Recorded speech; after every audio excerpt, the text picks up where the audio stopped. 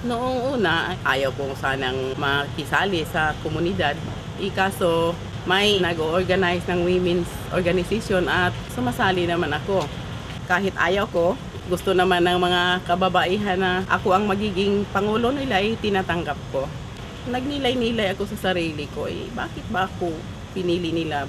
Kaya ko kaya to? Isubukan ko naman. Mula pagkabata, lagi akong nasisita sa aking mga ginagawa. Mula pananamit, paglalaro, pananalita, dahil ako daw ay babae, dapat ganito. Hindi ko alam na yung panahon pala na kinukontra ko yun ay pinaglalaban ko na yung karapatan ko. When we think about leaders, we think about men. This is so because most of our leaders are men. In Pakisama, for example, our member National Farmer Organization in the Philippines, most of its leaders are men. Why would this be so? Maybe it's because women are perceived as weak, emotional, not firm, and there is a belief that women's place is still in the home. But we went to the provincial federations who are members of Pakisama, and there we saw that women are taking leadership roles in their homes, in their communities, and in their organizations.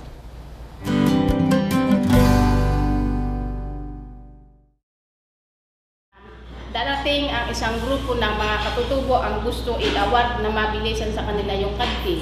Darating ang isang grupo ng katutubo para i-contest naman yung kadti na gusto ng isang grupo. O talaga maski tutulog na ako magte-text pa, hindi na ako aabutin kesyo ng Pasko dahil sa mga pinagagawa ng bagong komisyon na ito. At po yung mga kalaban namin dito ay yung malalaking tao.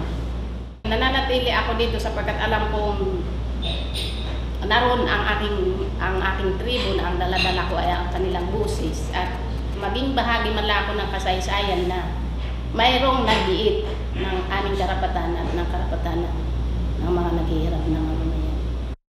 Nakita ko rin yung leadership ko sa loob ng family. Pag may didesisyonan, hindi yan mapipinal hanggat wala pa akong sinasabi. Hanggang nakita ko siya sa komunidad. Na pag may mga gawain sa barangay o sa mga organization, wala ka mang posisyon pero napakahalaga ng opinion mo. Yung basihan ko na nagmarka ako doon, ay kinukuha ako ng mga iba't ibang grupong naroroon. Basis ko na nakumbinsi ko sila. Yung official na bagong chairman namin nagpabaya, member lang ako. 2 years walang audited financial, walang report, walang atinang meeting sa municipal, sa CDE at sa DARS. Lumating yung notice na i-dissolve yung co-op namin. Sabi ko, sayang naman yung pinaghirapan namin. Kaya ginagawa ko ng power over na yun. Nagkonsulta ako sa CDE at sa DAR. Sabi nila, maayos yung kooperatiba ninyo kung election kayo at magawa nyo na lahat ng mga requirements na kailangan sa inyong co-op. Nagpatawag ako ng General Assembly. Nagkaroon kami ng bagong official ngayon. Yung kalwaring pagkakataon ay nung kailangan ko magpakalbo, dahil sa issue ng Mining Act, kinakailangan sa Quezon, meron 3 babae at ang sabi nila, Ate Sita, walang sasamang magpakalbo kung hindi ka magpapakalbo. Parang pakiramdam ko, maganda ako pag hindi ako kalbo. Pero dahil panawagan ito, kaya nagpakalbo ako na, nasa Maynila, laman ng dyaryo, kasama ko yung mister ko noon. Tapos hindi niya alam kalbo na ako, may tali ako sa ulit. Nung tanggalin ko yung aking tali, sabi ng asawa ko, kalbo ka pala, kanina pa tayo magkasama, hindi ko alam bakit ka nagpakalbo. Sabi ko, ito yung pag nagkapapakalbo, ito yung resulta na pangit, di ba? Ito nangyayari sa ating kabundukan, ay yung minimina. Sa training ko, nalalaman na mayroon palang batas, maari namin yung lupain na ang aming kinabuhayan. Yung LGU sa amin ng San Miguel ay tutol na tutol, minsan nagalit din kami. Bakit ayaw nyo kaming bigyan ng halaga ang aming mga layunin? Amin naman itong barangay. Kung sakali naman na maibigay sa amin ang gusto naming harapin, makatulong naman kami sa pamagitan ng pagbabayad ng buhis. Nagampanan ko ang isang leader kasi ako ang nagproseso at nag-guide sa kanila na paano at ito ang gagawin. Naging sekretary po ako ng Kilya, pangkalikasan na organization dun sa amin. Ang naging gawain po nun ay magtanim kami ng mga bakawan, ilan lang kaming babae. Na yun naman po ay kumbaga malalaki na yun. Para po dun sa soil erosion, yun sa pagbabaha. By 2002, tumakbo ako bilang sangguniang barangay. Second term, na-handle ko kung papaano ko sila gagamitan ng Power Weed, Power 2. Kami sa buong Oriental Mindoro ang kauna-unahang nagpasa ng resolution tungkol sa pagbabawal ng pagsusunog ng dayami sa buong Oriental. At ito ay inadapt ng provincial government. Nagkaroon nga ng walk-on training, marami kong mga ideas na naibigay sa kanila.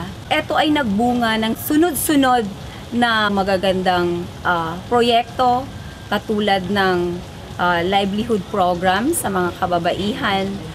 Na ipakita ko sa kanila sa umpisa, maliit lang yung ginawa kong taniman ng organic rice. 0.4 lang ata yun. Kahit babae lang ako, na ipakita ko na kaya ko palang gumawa ng mga bagay-bagay sa taniman. At meron din akong chicken na hindi yun free range, pero ginamitan ko yon ng mga iba-ibang concoction na talagang sa organikong papamaraan.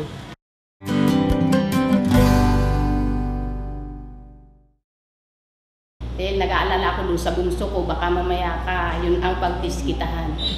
Ang isang mahigpit ko lang namang kalaban ay ang Region 4 dahil nandyan din yung operasyon ng mga mining na hindi rin kagustuhan ng mga katutubo. Yung mismong pinatubo ay gustong miminahin at tuloy-tuloy yung pagbibigay nila ng mga regalo. Dinadala sa opisina ko na wala ako. Dadatnan ko na dun na. Wala na akong magawa. Pero hindi ibig sabihin na tinanggap ko na yung nagbigay. Lagi ako ang tinatanong, lalo na sa mga mabibigat na desisyon. At doon ako nahihirapan dahil wala naman akong executive assistant na lawyer. Wala akong legal advice. Nahirapan ako mag-explain ng asawa ko na kailangan mayroon akong meeting doon. Hindi naman siya pumapayag kasi wala na akong time sa pamilya ko. Sinabi ko, kailangan kasi presidente na ako ngayon eh.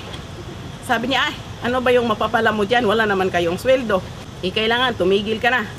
May isang basis, isang linggo kaming nagsiseminar, entrepreneur seminar.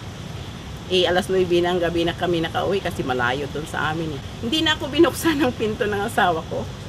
Sinabi niya, doon ka na lang. Kasi mas mahal mo yung mga women's mo dyan. Hindi ko na matiis. Nagalit ako, pinugbog ko yung pinto ng bahay namin. Sinabi ko, pag hindi mo to bubuksan, gigibayin ko to. Parang nasiyak ng asawa ko Matapang na yata. Pagpasok ko, sinabi ko na, bakit? Ano bang problema? Wala naman kaming ginagawang masama. Masama ba yung may maitulong kami sa mga kapwa natin at maalam namin kung anong dapat namin gawin na makatulong sa pangkabuhayan natin? Hindi naman ito lakwat sa ginagawa namin. Nag-usap-usap kami. Hindi na siya umimik. Kasi sa amin, yung may asawa naman yung binugbog yung asawa niya. Mahirap yun kasi lumapit sa akin. Hindi ko naman yun alam. Paano ko yun matutulungan? Ang isa sa nagiging balakid sa akin yung patong-patong na gawain. Kasi hindi lang ako leader dito sa Lacambini, pakisama, leader din ako ng isa pang pambansang koalisyon na may 2 pang posisyon. May posisyon pa sa barangay. Isang hadlang din yun kasi dahil wala ka na sa focus, nakakabawas yun doon sa maging epektibo. Minsan nagsasabi pala ako dito, hindi dapat doon ko pala ito sinasabi. Minsan may dokumentong dala ko, minsan mali doon sa pinuntahan kong activities. Tapos yung kakapusan ko sa resources, yung kahit simpleng pamasahe. Ako minsan nahihiya pero pag may patawag ng pulong, nagtatanong talaga po ako may pamasahe. Nagtatanong talaga kasi kung wala, hindi ko naman siya may mapupuntahan. Binabato ko ng mga salita na masyadong personal. Yung negatibong ginagawa sa akin, ginagawa ko itong positibo para may magawa pa rin ng mabuti. Pero siyempre tao rin ako, minsan nasasaktan din. Dahil nag-iisa akong babae sa sangguniang barangay, napakasakit dahil ang mga motion mo ay alam mong makakatulong sa pangkalahatan pero walang pagsuporta. Hindi nila kasi binibigyan ng pagpapahalaga ang boses ng mga kababaihan that time dahil Noong panahon na yon, isa ako sa pinakabata sa buong bayan namin na pumasok sa politika. I think there are two challenges for women's leadership. The first one is the cultural challenge because of the many stereotypes that limit the leadership of women. For example, within the self, okay, the woman leader has to rise above her own feelings of insecurity, own feelings of incompetence, or own feelings of not being confident that what she's doing is right. Within the family, for example, she has to get the support of a husband who should allow her to attend meetings or to go places, or the support of her children to do the household work whenever she goes out for a meeting. The challenge also to get the support of her peers so that other women in the community may not be jealous, may not harm her, or may not throw other insults to her, instead support her in her leadership function. The second challenge is the technical challenge. A woman leader must have the skills and the capacities to be an effective leader. For example, skills in advocacy, skills in consensus building, in negotiations, in facilitating meetings, in getting the synergies of the members. She must need all the resources for training, resources for going to the people, meeting them, going to the department, the agency, the government agency to ask for permits, for example. She must have some resources for this and she must be supported.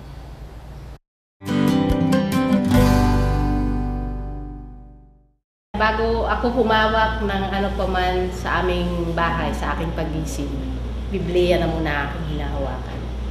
Bago pa ako humawak ng mama, Inilapit namin sa NGO partners namin, baka pwede magagawa tayo ng Father's Forum. Pinapacilitate ng NGO partners namin. Doon nagsimula na yung mga asawa namin pumapayag na para bang nabuksan ang isipan nila na oo pala, bakit hindi natin susuportahan? Mabuti naman to. Mahirap kasi yung paggawa ng financial record kasi hindi ako marunong. May deadline na. Sinabi ko, Kuya Jamie, tulungan mo naman ako. Binigyan ako ng listahan kung paano gagawin. Umiyak ako 1 buwan. Hindi ako nakatulong na maayos. Pagkatapos, sabi ni Kuya Jamie, gawa mo na ba? Kuya, pakitingin nga kung maayos na ba to? Sabi niya, magaling to. Kaya ipasa mo na yun sa accountant ng CDE. Kaya nagpasalamat ako sa pakisama. At yun, yung co-op namin, may livelihood project yung handicraft, basket weaving. At nakaabot naman kami dito sa Maynila yung Caraga Gusto Manila at sumikat yung produkto namin. Malaking tulong din pala sa kalalakihan na magtulong-tulungan na maghanap buhay kasi sa kahirapan ba naman ngayon, kayong mag-asawa, kailangan ninyong magtulungan sa paghahanap buhay para maitaguyod ninyo yung hinaharap natin ngayon. Nagbo-volunteer ako dito sa Sumilaw Campaign, Banasig Campaign, yung Layban Campaign. Sinabi ko kay Sok, gusto ko magkaroon ng formal na pag-aaral, ang tamang community organizing. So dahil sa kakakulangan natin sa pondo at training, ginawa ni Sok ay mentoring. Minsan kahit kumakain, sinasabi niya ito ang mga tips. So sa kanya ko natutunan yung 10 steps ng community organizing. Siyempre, bagamat may mga training ako natanggap, pero may mga bago gaya nitong gender mainstreaming. Laking bagay nito, mas mabilis mo ma-differentiate yung leadership, yung uses of power. Mahalaga na update to.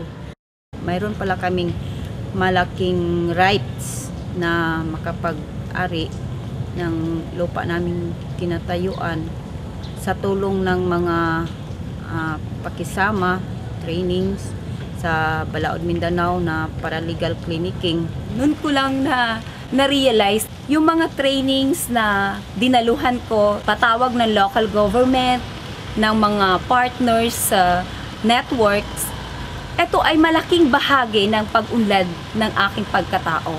Patuloy ko tong ini-a-apply, utay-utay na ginagawa ko to sa aking sariling reflection, sa aking pagbabago.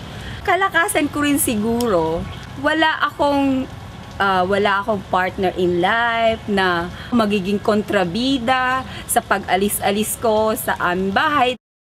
It is very true that if women are given a chance to lead, they can lead very well. But in order for women's leadership to flourish and to harness their full potentials for leadership, I think there must be an enabling environment for this. And I can think of 4. One is policies and programs in farmers' organizations and in society should be there so that we can increase women leaders and encourage women to take leadership, and also policies and programs to help improve women's lives, because these policies and programs, they can rally themselves for this. Second, I think we need a sustained program for capacity building to increase their knowledge about themselves as persons and as leaders, about gender dynamics, capacity for advocacy, capacity for leadership. Okay, so knowledge and skills around these themes. Third is there must be support for men who are supporting women leaders. And lastly, I think there must be a network of women leaders which will provide an avenue for sharing of experiences and lessons learned.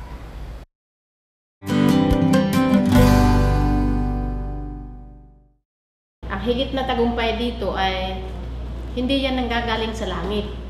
Hindi yan ipinamimigay na kayang parang regalo. Ang ating karapatan at ang ating tagumpay ay kailangang ipaglaban. Kaya walang tigil. Hindi man po natin pakinabangan o kamtan ito sa lalong madaling panahon, ang isang maganda na kapagsimula tayo ng kapaki-pakinabang para sa susunod nating henerasyon. Kailangan pa namin siguro ang tuloy-tuloy na pag-aaral about gender sensitivity. Kasi may kasabihan naman tayo na walang katapusan ang pag-aaral. Learn 100 years.